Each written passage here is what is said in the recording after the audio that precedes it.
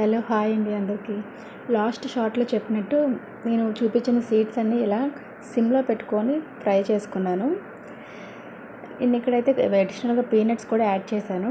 మీకు కూడా టేస్ట్ కోసం కావాలంటే యాడ్ చేసుకోవచ్చు. ఇలా ప్లేట్లోకి తీసుకొని దాన్ని మిక్సీ జార్లో చల్లారిన తర్వాత మిక్సీ జార్లో తీసుకొని అది కొంచెం చల్లారిన తర్వాత మిక్సీ పట్టి ప్లేట్లోకి ఆ పొడి తీసుకోవాలి. నెక్స్ట్ మనకి ఖర్జూరం కూడా ఉంటుంది కదా, అది కూడా యాడ్ చేసుకుంటే స్వీట్ మనకు బాగా తెలుస్తుంది. అది కూడా మిక్సీ పట్టి వేసి నెయ్యి కూడా వేడి చేసి వేసాను. అందులోనే యాలకుల పొడి కూడా వేసి ఇలా మనకు నచ్చిన రౌండ్ షేప్ బాల్స్ చేసుకొని తింటే చాలా tasty and yummy balls ready. ఇది హెల్దీ కూడా.